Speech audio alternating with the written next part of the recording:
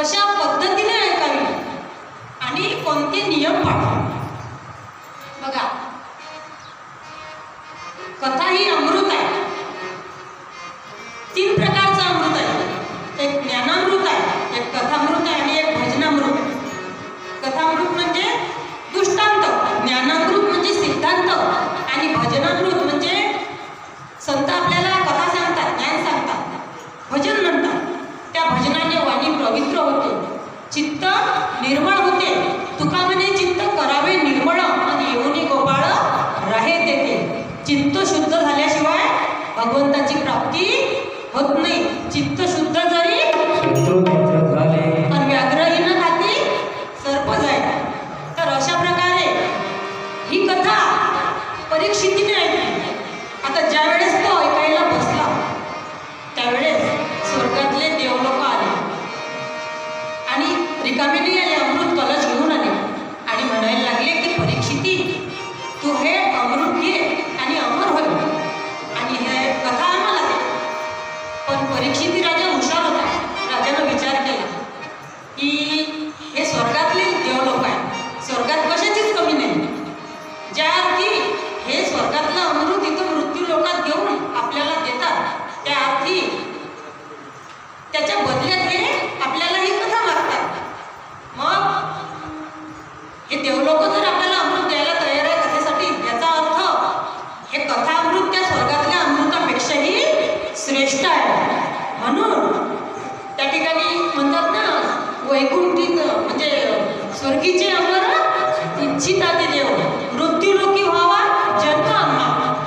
काहून तर या मृत्यू लोकात ही कथा आहे. म्हणून तुम्ही आपण खरोखर भाग्यवान आहे की देवाईला हे कथा ऐकायला भेटत नाही, आपल्याला हे कथा ऐकायला भेटते. देव जर अमृत घेऊन परीक्षितीला म्हणतात की तू हे अमृत घे कथा आम्हाला, त्यावेळेस त्यांनी नाही सांगितलं. त्याच्या लक्षात आलं की त्या अमृतापेक्षा हे कथा अमृत श्रेष्ठ आहे. विचार केला की अमृत पिऊन जास्त दिवस जगून या दुःखरूप संसारात दुःखच भोगायला लागतात, त्याच्यापेक्षा हे कथा अमृत ऐकून भगवंताची प्राप्ती करून स्वतःचा उद्धार करून घ्या. म्हणून ही कथा ऐकावी, हा पहिला मुद्दा. आता दुसरा मुद्दा, काय ऐकायचं आणि कशा प्रकारे ऐकायचं.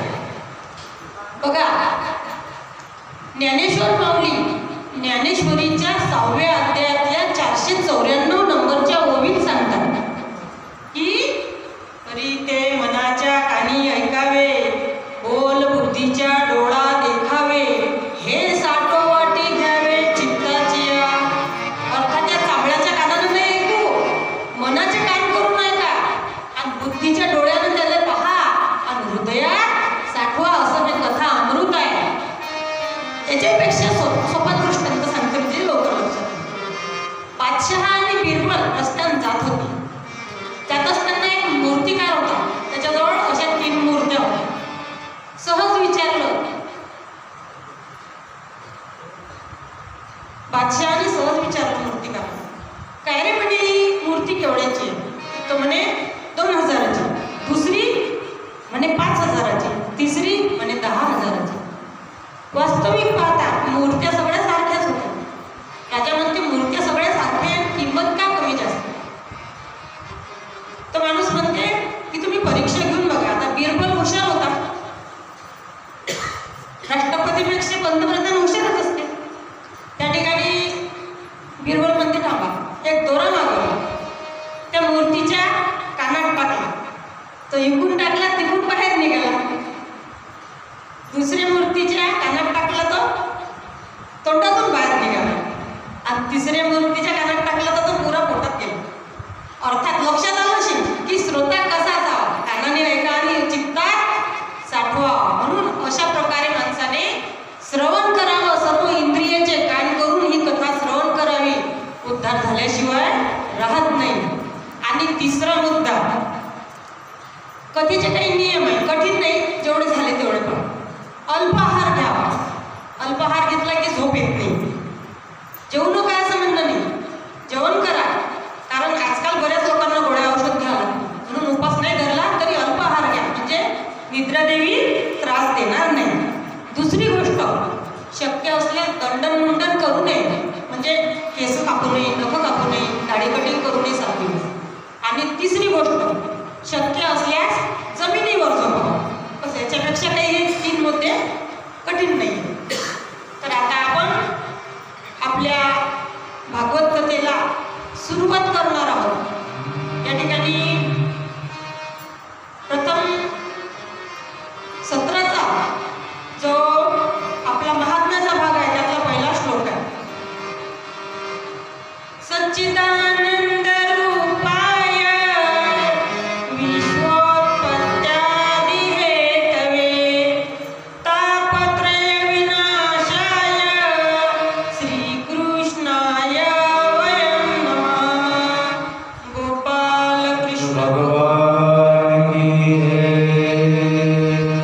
व्यास महर्षी म्हणतात की सत चित आनंद भगवंत कसा आहे, आनंद स्वरूप आहे, नित्य आहे तो. त्या ईश्वराला आम्ही नमस्कार करतो. आणि ग्रंथकार म्हणतात की ज्याच्या मुखकमलातून मकरंदाप्रमाणे अमृत ज्ञानरूपी अमृत नित्य स्रवत असते त्या व्यासाला सुद्धा नमस्कार. तसेच शुकाचार्यांना सुद्धा नमस्कार. आता बघा, हे श्रीमद भागवत महापुराण ही जी कथा आहे ही नैमिष नावाच्या अरण्यामध्ये सूत ऋषी शौनकादिक ऋषीला सांगतात. त्या ठिकाणी सर्वजण बसले होते, 88,000 ऋषी. आणि ते म्हणायला लागले सूतजींना की सूतजी, तुम्ही आम्हाला आतापर्यंत वेद वेदांत उपनिषद बरंच ज्ञान सांगितलं, पण आता आम्हाला या देहाच्यासाठी कल्याणासाठी आणि भगवंताच्या प्राप्तीसाठी या दुःखरूप संसारातून तरुण जाण्यासाठी भगवंताचं चरित्र वर्णन करा. त्यावेळेस शौनक ऋषी त्या ठिकाणी विनंती करतात आणि सूत ऋषींना खूप आनंद झाला. ते म्हणतात की श्रोत्याने विचारलं असताना वक्त्याला सांगायला आनंद वाटतो. करील जो प्रश्न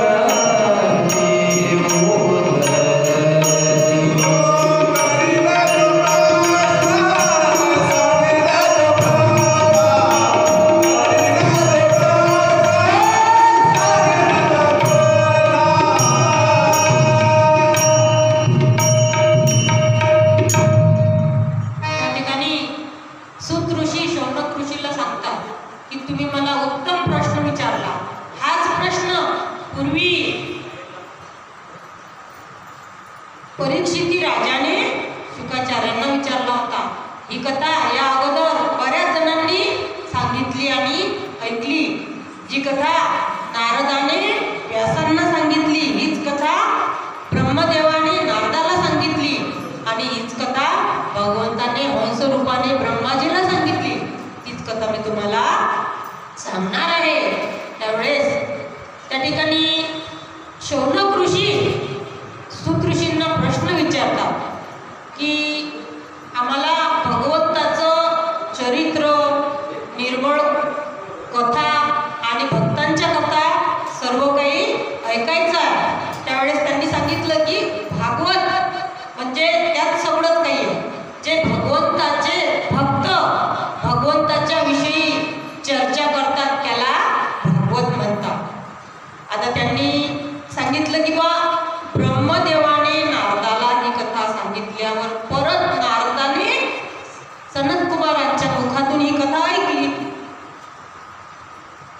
शौनक ऋषी म्हणतात, एकदा ऐकल्यावर परत परत का ऐकले?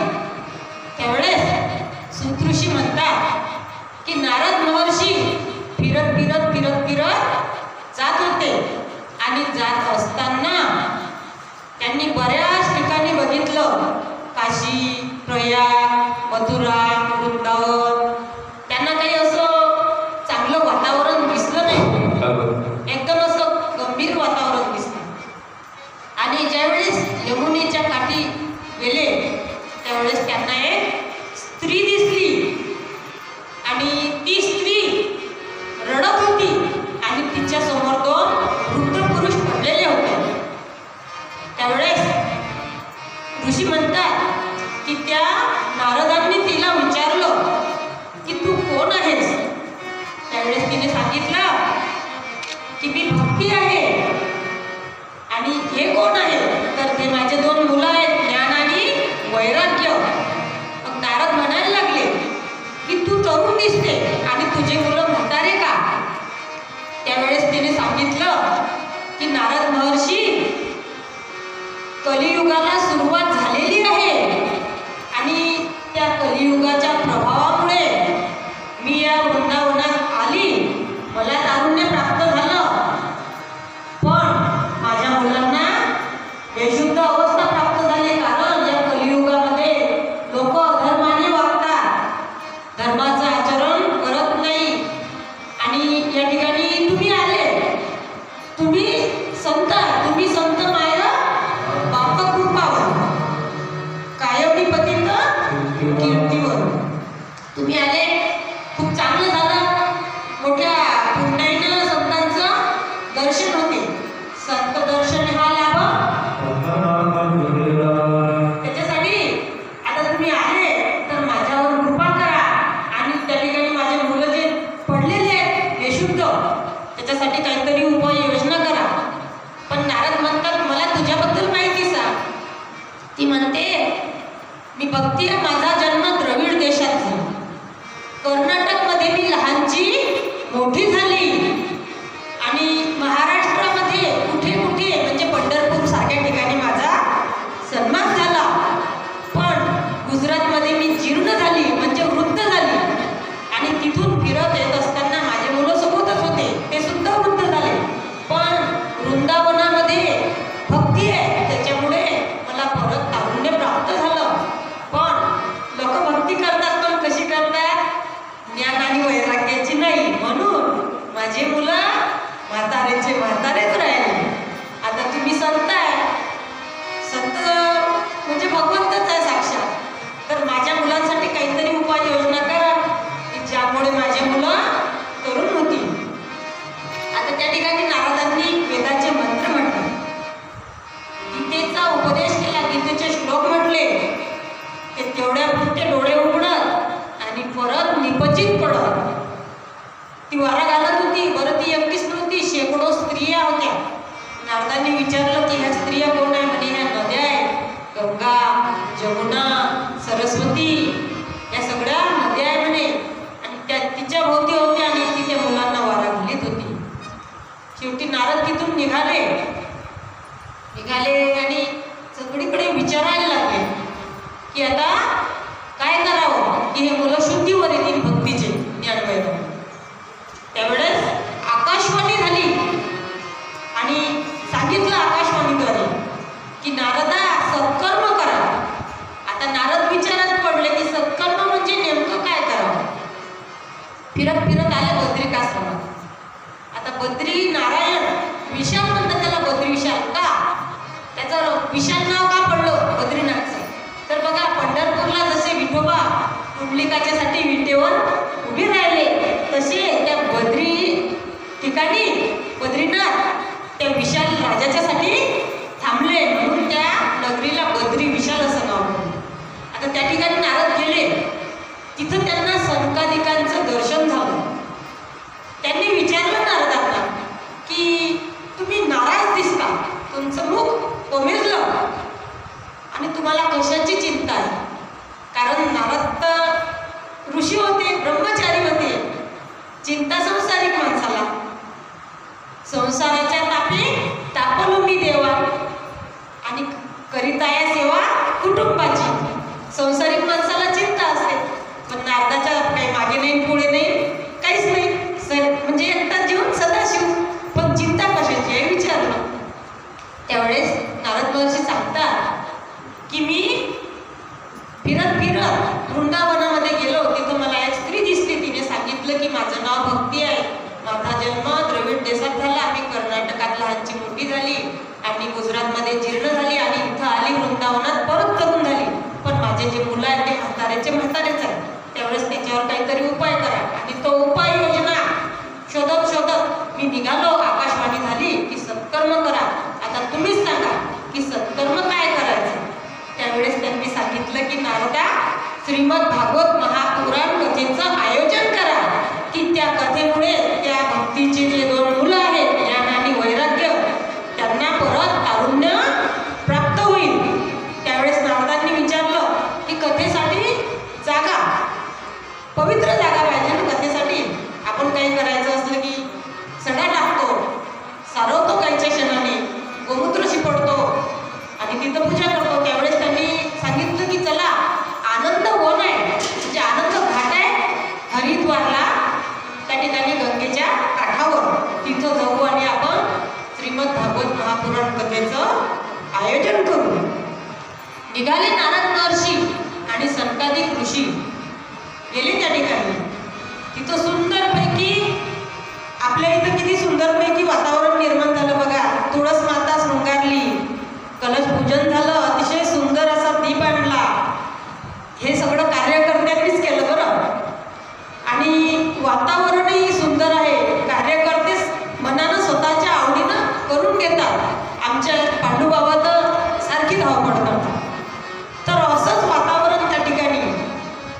आता हा जो पोपट आहे ना, हा शुकाचार्याचं स्वरूप आहे.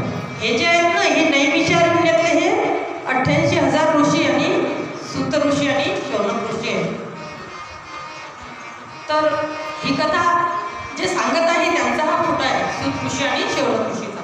आपल्याला ही कथा या ठिकाणी आता नारद महर्षी आणि सनकादिक ऋषी त्या आनंद घाटावर हरिद्वारला गंगेच्या ठिकाणी कथा सांगायला बसले.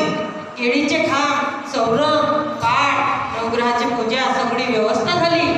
दिवा लावला, ग्रंथ मांडला आणि 4 सनतकुमार त्या ठिकाणी बसले. सनत, सनंदन, सनकादिक आणि सनतकुमार.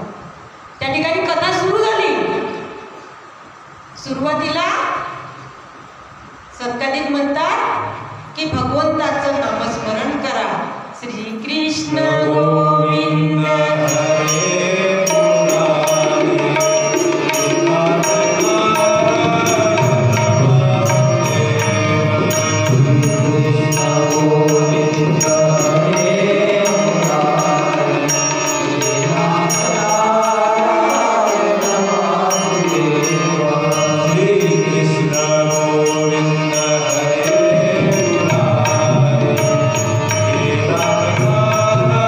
Hare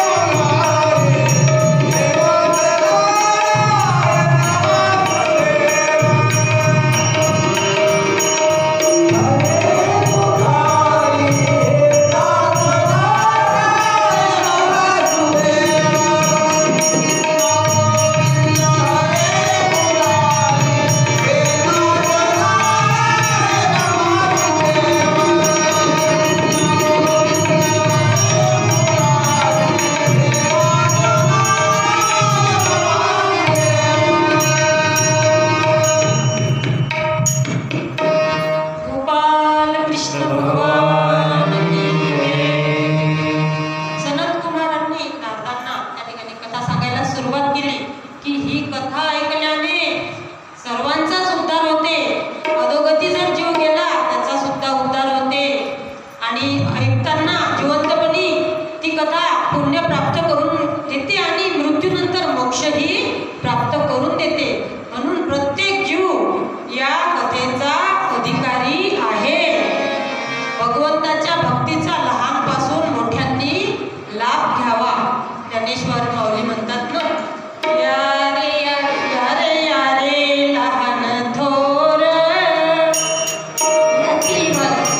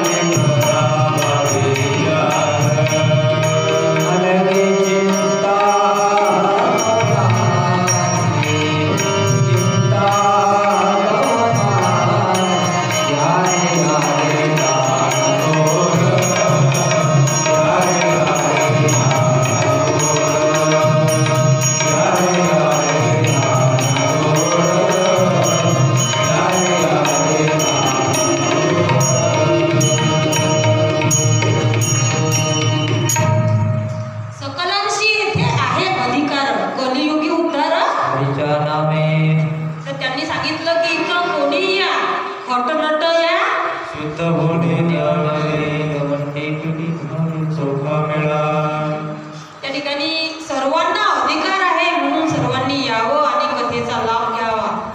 मनुष्याच्या जीवनाचा काही भरोसा नाही. कोणताही क्षण जीवनात आखरीचा असू शकते. बघा, एकदा आद्यगुरु शंकराचार्य त्यांच्या शिष्यांना सांगतात की 100 कामं सोडून आंघोळ करा, 1000 कामं सोडून जेवण करा, लाख कामं सोडून दान द्या आणि कोटी कामं सोडून भगवंताचं नाम घ्या. कारण त्यांनी शिष्याला सांगितलं, शिष्याने विचारलं की गुरुदेव देवाचं भजन कधी करावं. त्यावेळेस ते म्हणतात मरणाच्या 1 दिवस अगोदर. म्हणजे तुम्हीच सांगा, आपण कधी मरू सांगता येते का? काहीच सांगता नाही. क्षणभंगुर काही भरोसा आहे का? नाही. म्हणून या जीवाचा काही भरोसा नाही. मरण काही वय पाहून येत नाही. बघा, हा आत्मा कसा आहे? अविनाशी आहे, पण हा देह नाशिवंत आहे. गीतेच्या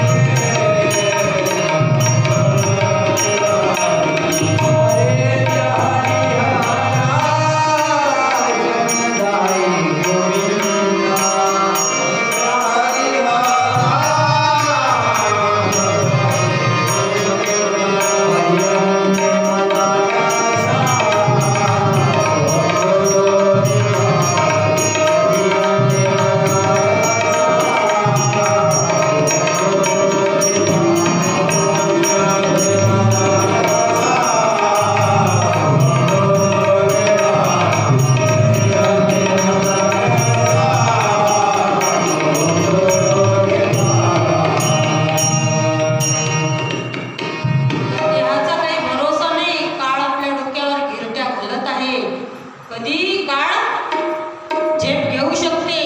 क्षणोक्षणी हाची करावा विचार करावया पार, जलसिंधू कारण हा देह नाशिवंत आहे, कधीही जाऊ शकते.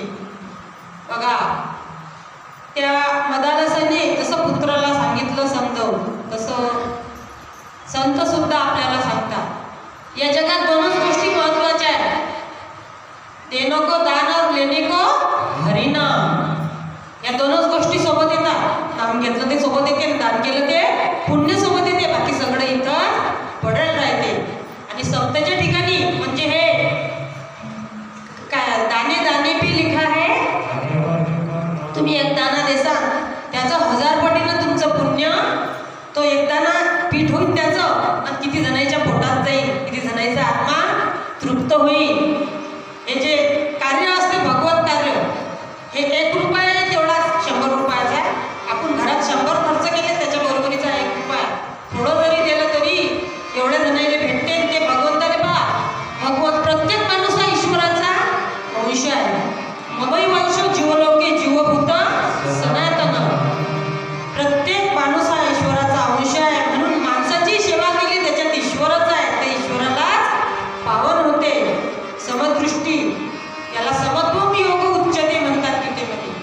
तर या ठिकाणी आपण बघत होतो की सनत कुमार नारदांना कथा सांगून राहिले. ते विचारून राहिले की या कथेमध्ये कथा ऐकल्याने कोणाकोणाचा उद्धार होते. त्यांनी सांगितलं भूताचा, प्रेताचा, पिशाचाचा, कोणी सर्पदंशाने मेलं, कोणी जळून मेलं, कोणी फाशी घेऊन मेलं, किंवा कोणी ॲक्सिडेंटनं मेलं, किंवा कोणी साध्या मरणी मेलं, तरी सगळेचा उद्धार होते.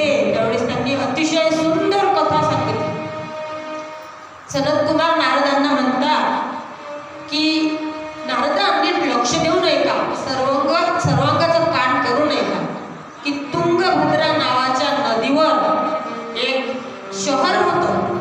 त्या शहरात आत्मदेव नावाचा ब्राह्मण राहत होता. शील संपन्न होता, चारित्र्यवान होता, पैसा संपत्ती सगळं काही व्यवस्थित होतं, संसार सुरळीत होता. पण एकच सुख नव्हतं, ते म्हणजे निसंतान होता. पुत्रप्राप्ती झाली नव्हती, त्यामुळे नैराश्य प्राप्त झालं होतं. आता पत्नी घरात होती, ती कुटील स्वभावाची होती, नेहमी टोचून बोलत असे.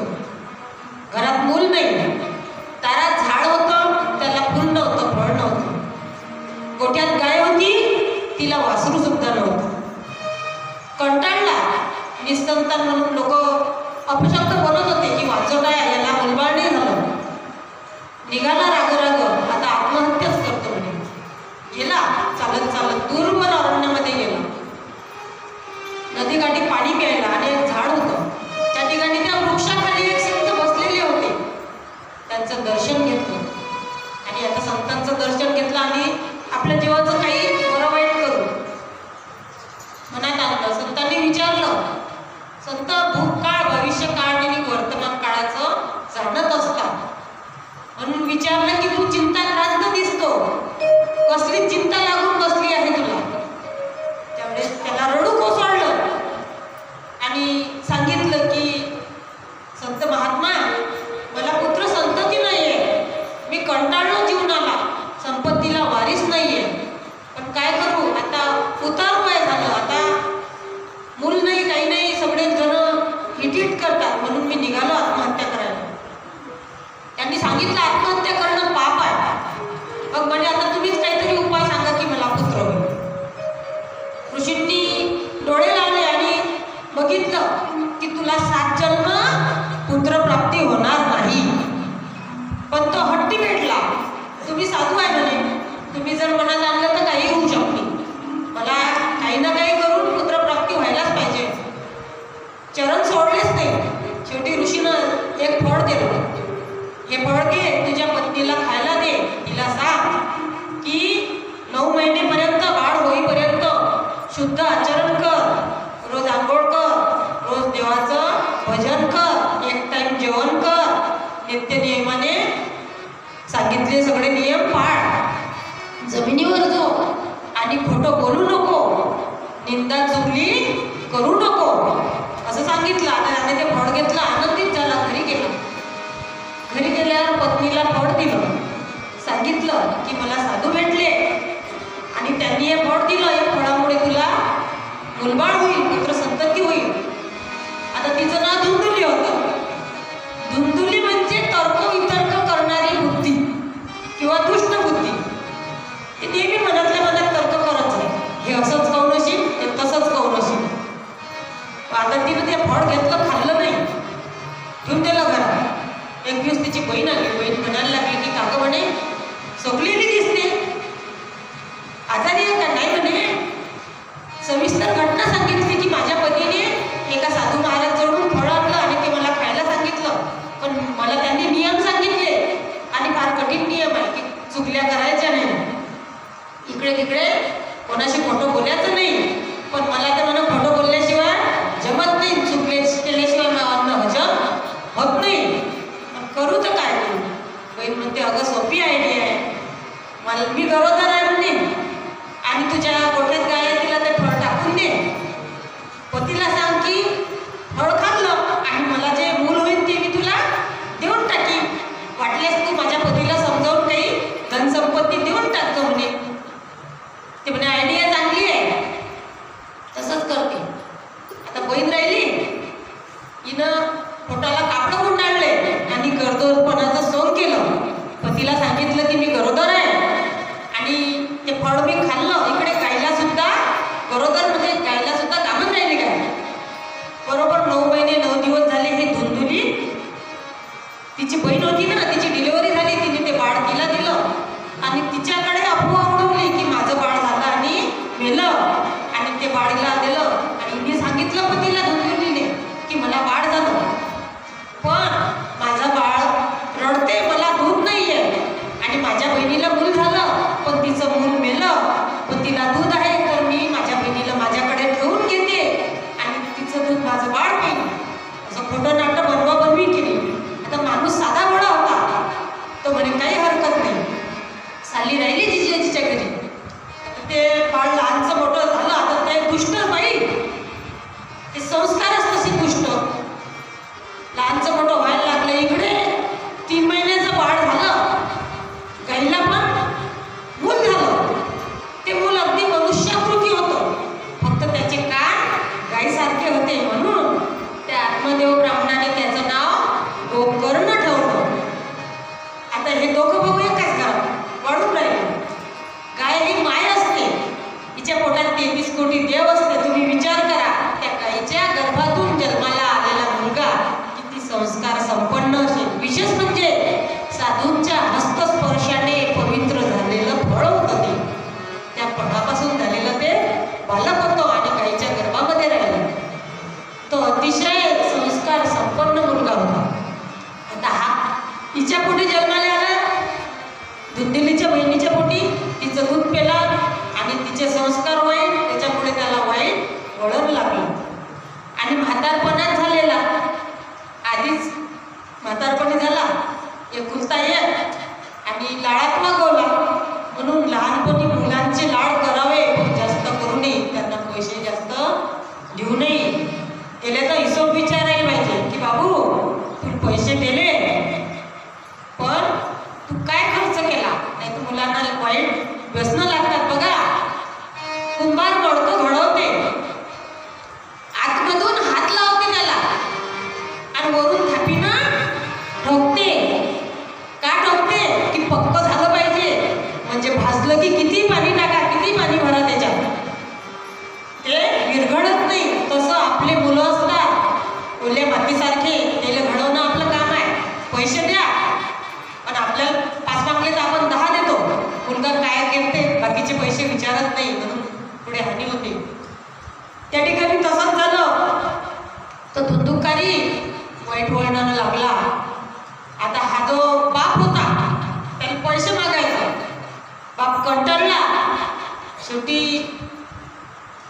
त्या गोकर्णानं सांगितलं की बाबा आता तुमचं वयाचं 4था म्हणजे वानप्रस्थ आश्रम आहे, तुम्ही वनात जा आणि भगवंताची भक्ती करून स्वतःचा उद्धार करून घ्या.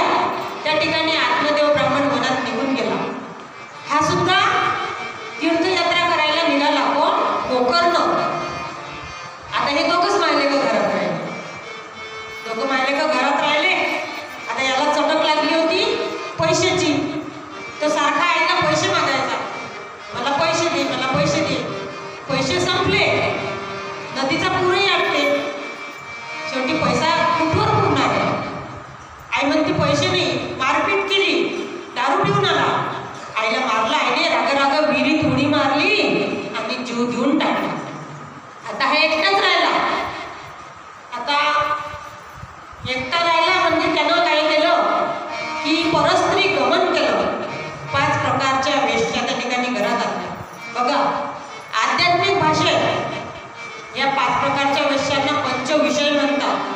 रस, रूप, गंध, शब्द आणि स्पर्श.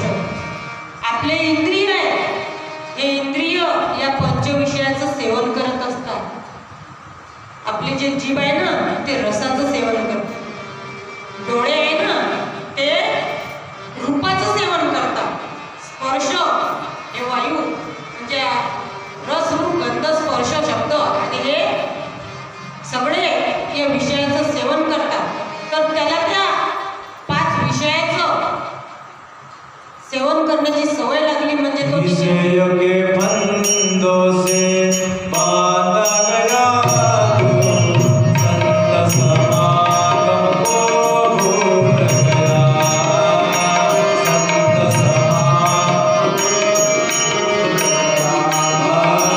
विषय के बंधों से बांधा गया संत समागम को भूल गया. ओ संत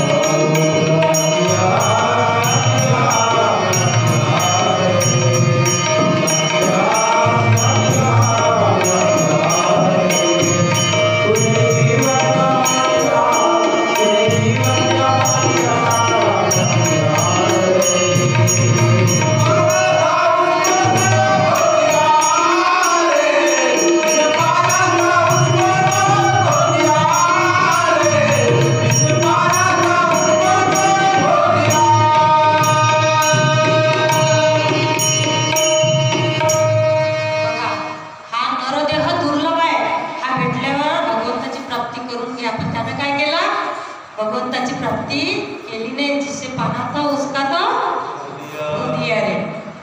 बघा नरदेह किती दुर्लभ आहे. फक्त आयुष्य 100 वर्षाचा आहे. नरदेह दुर्लभ जाना 100 वर्षाची गणना. त्यामध्ये दुःख यात म्हणून तुम्ही आठवा. त्यासाठी भगवंताचं नामस्मरण करायला पाहिजे. पण त्यानं काय केलं, पंचविषयाचं सेवन केलं. त्या 5 प्रकारच्या वेश्या घरी आणल्या. बघा मी आताच उदाहरण सांगितलं की आईने मुलाचे लाड करू नये. एक मुलगा असाच लहानपणी खोडकर होता. आई त्याचे लाड करत होती, काही म्हणत नव्हती. आई गरीब परिस्थितीची होती पण तिने लाडात वागवलं होतं. आपली पाठ आपल्याला दिसत नसते. तो मुलगा शाळेत गेला की लेखन चोरून आणत होता, पेन्सिल चोरून आणत होता. आई काही म्हणत नव्हती. आता लाडका आहे जाऊ दे. असं करता करता मोठा झाला. त्याला चोऱ्या करायची सवय लागली. पुढे तो मोठा डाकू झाला. एक दिवस त्यानं राजाच्या खजिन्यात दरोडा टाकला. तो खजिना लुटला, निघाला पळत. आता पकडलं त्याला शिपायाने. पकडलं, नेलं राजाजवळ. फासावर जाण्याची वेळ आली. त्यांनी विचारलं की तुझी अंतिम इच्छा सांग. विचारत असतात ना मरणाऱ्याला, फाशीवर जाणाऱ्याला, की तुझी अंतिम इच्छा काय आहे. त्यावेळेस तो म्हणते की मला माझ्या आईची भेट घ्यायची. बोलवण्यात येते आई. आई दिसता बरोबर जाते पळत, मिठी मारते आईला आणि गच्चीच पकडते. गळाच दाबून टाकते आईचा. त्या ठिकाणी सैनिक येतात आजूबाजूचे, ओढतात. म्हणतात अरे अरे तू काय करून राहील. तो म्हणते मला फाशीवर जायला हीच कारणीभूत आहे. मी ज्यावेळेस लेखन चोरली घरी आणली, पेन्सिल चोरली कोणाची घरी आणली, त्यावेळेस ही मला रागवली नाही. ही जर त्यावेळेस मला रागवली असती तर मी चोरी केली नसती. हळूहळू मी चोरी करायला लागलो आणि मला ते व्यसन झालं. व्यसन सुटत नसते. म्हणून आज मी जो फाशीवर चाललो तो फक्त हिच्यामुळे. म्हणून मुलांना चांगले संस्कार दिले पाहिजे. त्या धुंदुकारीला त्याच्या आईने चांगले संस्कार दिले नव्हते म्हणून वडील वनात निघून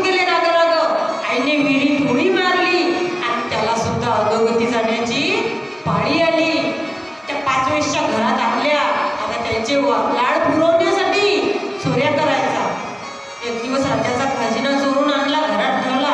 त्यांनी बघितलं की आता शिपायांनी जर पाहिलं तर याच्यासोबत आपल्याला फासावर जावं लागेल, म्हणून त्यांनी त्याला मारलं, फाशी दिली, गळा दाबला, पण तो मरतच नव्हता. पापी माणूस लवकर मरत नाही. निखारी आणले धगधगते विस्तव आणि त्याच्या तोंडात कोंबला आणि तो तोंडात विस्तव टाकून गळा दाबून त्याला जबरदस्तीनं त्या 5 जणीनं मारलं आणि वाड्यातच खड्डा खोदला आणि त्या खड्ड्यात त्या धुंदुकारीला पुरवलं आणि माती लोटून दिली आणि त्या संपत्ती घेऊन फरार झाल्या. आता फरार झाल्या इकडे हा जो भाऊ होता गोकर्ण, हा तीर्थयात्रा करत होता. हा फिरता फिरता घरी आला. घरी आला, हा धुंदुकारी पिशाच्ची योनी प्राप्त झाली त्याला. हा वाड्यात झोपला होता. लोकांना विचारलं की माझ्या घराला कुलूप दिसते, घरी कोणीच नाही. लोकांनी सांगितलं की तुझे वडील तुझ्या समोरच निघून गेले वानप्रस्थ भगवंताच्या प्राप्तीसाठी आणि भावाने त्रास दिल्यामुळे तुझ्या आईने विहिरीत उडी घेतली आणि तुझ्या भावाला सुद्धा अधोगती प्राप्त झाली. वाईट वाटलं. रात्री झोपला अंगणात. झोपला असताना त्याच्यासमोर एक आक्राड विक्राळ स्वरूपाचं भूत पिशाच्च ओरडू लागले त्या ठिकाणी. गोकर्ण विचारू लागला की कोण आहे. आता तो अस्पष्ट शब्दांनी बोलत होता. गोकर्णाने हातावर पाणी घेतलं आणि मंत्र म्हटले आणि शिंपडलं असताना त्याला वाचा प्राप्त झाली. तो म्हणायला लागला की दादा गोकर्ण, मी तुझा भाऊ आहे धुंदुकारी. तो म्हणायला लागला अशी योनी तुला का प्राप्त झाली. त्यावेळेस तो रडायला लागला, सांगायला लागला की मी खूप वाईट कर्म केले, मी चोऱ्या केल्या, मी परस्त्री गमन केलं, त्यामुळे अधोगती प्राप्त झाली. मी पापाचं आचरण केलं, मी सत्कर्म केलं नाही, त्यामुळे मला ही भूत पिशाच्ची योनी प्राप्त झाली. आता माझा उद्धार करण्याकरता दादा तूच माझा बंधू आहे. या जगात भावाचा उद्धार करू शकते, म्हणून मला तुझ्याकडून आशा आहे, तूच मला मुक्त कर. गोकर्ण म्हणायला लागला काही हरकत नाही. रात्रभर झोपला नाही, सारखी तळमळ म्हणा. सकाळी उठला आणि विद्वान पंडिताच्या घरी गेला. त्यांना विचारलं की आता माझ्या भावाच्या मुक्तीसाठी मी काय करू. त्यावेळेस आकाशवाणी झाली. तो सूर्यनारायणाचा उपासक होता. सूर्यनारायणाची उपासना केल्यामुळे सूर्यनारायणाने सांगितलं की तू श्रीमद भागवत महापुराण कथेचं आयोजन कर. त्यावेळेस सुंदर प्रकारे मंडप टाकला. त्या ठिकाणी केळीचे खांब लावले आणि 7 कांड्याचा एक वेळू असते ना, तो आपण ठेवत असतो, पण त्या ठिकाणी अगोदरच होता. त्या वेळूमध्ये तो धुंदुकारी येऊन बसला. आता आपले सारखे समोर बसू शकतात, पण भूत पिशाच्यांना या ठिकाणी जागा नाही. जिथं हरिनाम आहे तिथं भूत पिशाच येत नाही, म्हणून तो दूर म्हणजे बरेच दूर होता. ते बांबूचं झाड होतं, त्या झाडात येऊन बसला. तिथं भागवत कथेचं आयोजन सुरू झालं. सुरुवातीला नामस्मरण सुरू झालं. श्रीराम जय राम जय जय राम, श्रीराम जय राम जय जय राम, श्रीराम जय राम जय जय राम, श्रीराम जय राम जय जय राम, श्रीराम जय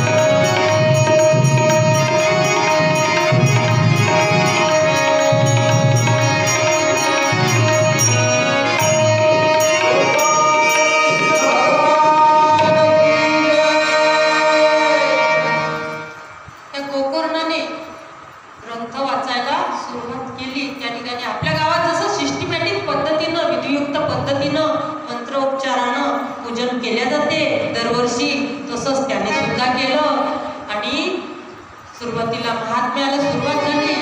पहिल्या दिवसाचं पहिलं सत्र झालं, दुसरं सत्र झालं. जसा पहिला दिवस झाला तसं कळलं ते कांड फुटलं. हे 7 कांड्याचा वेळ होता. आता एक एक दिवस एक एक कांड फुटत होतं. त्या वेळूचं म्हणजे उलट होतं. 7व्या दिवसाचं शेवटचं सत्र संपलं. त्या ठिकाणी ते येऊ 7वं कांड उरलं आणि त्यातून तो आत्मा दिव्य चतुर्भुज रूप धारण करून त्या ठिकाणी समोर प्रगट झाला. बघा, भूताचा जर उद्धार होते तर आपला तौंडे होणार. म्हणून भागवत कसं ऐकलं त्यानं? आता त्याने विमान आलं स्वर्गातून. एका चित्तानं ऐकलं, एका कोपऱ्यात बसून ऐकलं, सर्वांगाचे काळ करून ऐकलं. विमान आलं, भगवंताचे पार्षद आले, विमानात बसला, चालला गेला. लोक म्हणायला लागले की या भूताचा उद्धार झाला आणि आम्ही समोर बसेल आहे माणसं, आमचा का नाही झाला? त्यावेळेस गोकर्णाने सांगितलं की ऐकताना चित्ताची एकाग्रता हवी.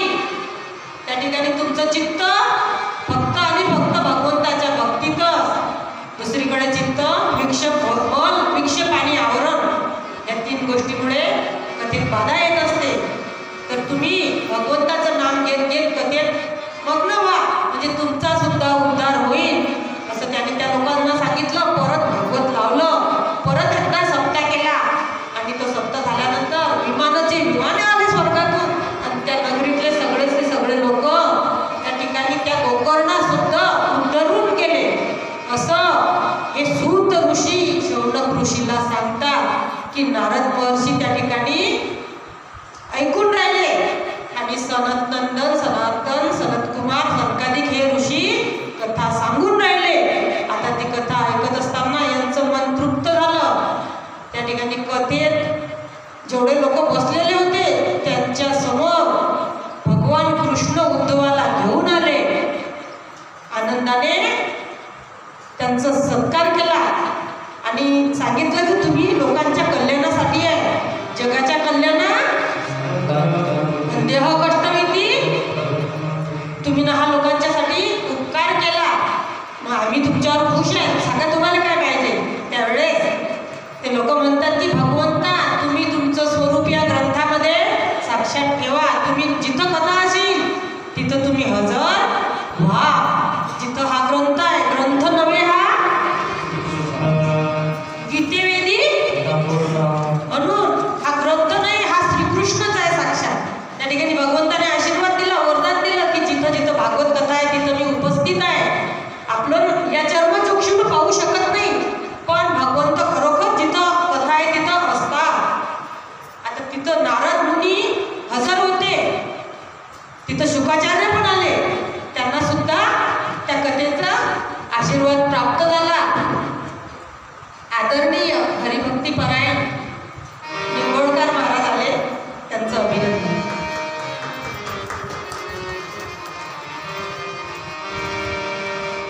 कथा त्रिवेणी संगम, कथा त्रिवेणी संगम, कथा त्रिवेणी संगम, कथा त्रिवेणी संगम, कथा त्रिवेणी संगम, कथा त्रिवेणी संगम, कथा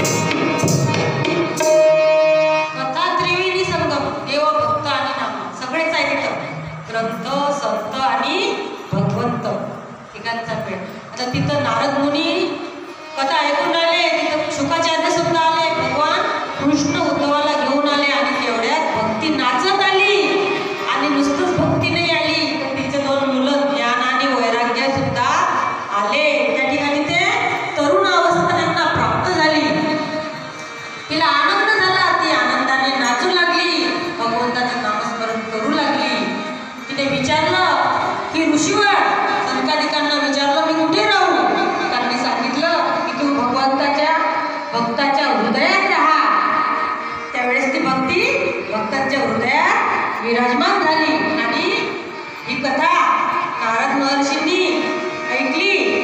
त्यांनी विचारलं की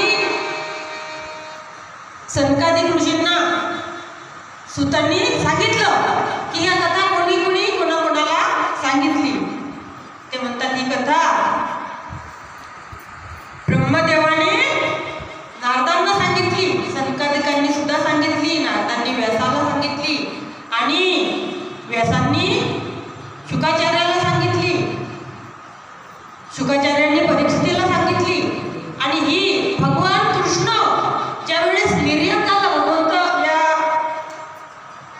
मृत्यू लोकातून ज्यावेळेस कलियुग चालू झाला त्यावेळेस निघून गेले, तेव्हा त्यांच्या जाण्याच्या 30 वर्षानंतर ही कथा शुकाचार्यांनी परीक्षितीला सांगितली. त्यानंतर 200 वर्षांनी हीच कथा या गोकर्णाने धुंदुककारीला सांगितली आणि त्यानंतर 30 वर्षाने हीच कथा परत नारदाला सनत कुमारांनी सांगितली. अशा प्रकारे ही कथा सांगितल्या गेली.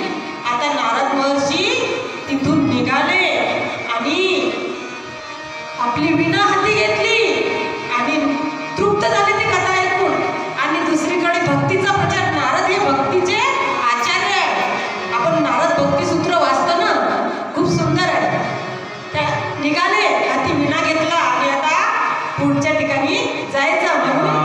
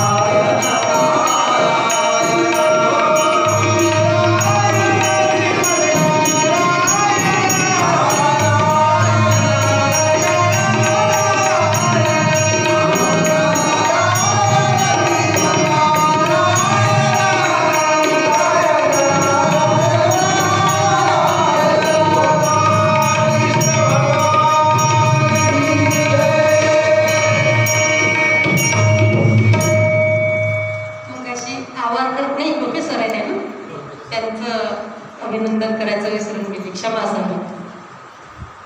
आले तर या ठिकाणी नारद महर्षी सरस्वती नदीच्या तीरावर क्षम्याभ्यास आश्रम होता. त्या ठिकाणी व्यासांचं वास्तव्य होतं. ते राहत होते, त्यांची कुटी होती, तिथं बसले होते आणि नारद आले. विचारलं की व्यासजी, आपण उदास दिसता, आपल्या उदासीनतेचं काय कारण आहे? व्यासजी सांगतात की मी वेदांचा अभ्यास केला, ऋग्वेद, यजुर्वेद, सामवेद आणि अथर्ववेद, आणि माझे मुख्य 4 शिष्य आहेत, पैल, सुमंत, जैमिनी आणि वंशमपायर. त्यांना विभाग करून दिले आणि त्यांना परत त्याचा अभ्यास करायला सांगितला. दुसरी गोष्ट, मी 17 पुराणं दिले, इतिहास पुराण म्हणजे महाभारत सुद्धा केलं, तरी सुद्धा माझ्या मनाला शांती नाही. मला कसं तरी वाटते, म्हणजे काहीतरी अस्वस्थ वाटते. त्यावेळेस नारद म्हणतात की आता तुम्ही भगवंताचं चरित्र वर्णन करा, त्याच्यामुळे तुम्हाला तुमच्या मनाला प्रसन्नता प्राप्त होईल आणि तुमचं नैराश्य दूर होईल. त्यांनी सांगितलं की मला जे माझ्या वडिलांनी सांगितलं तेच मी तुम्हाला सांगतो, ते चरित्र तुम्ही इथं वर्णन करा. ते भागवत त्यांनी नारदांनी व्यासांना सांगितलं आणि लिहायला सांगितलं. बघा आता 12:15 वाजले. तर आता आपण पुढची कथा 3 वाजता. हो, आज पहिला दिवस होता, थोडा वेळ झाला.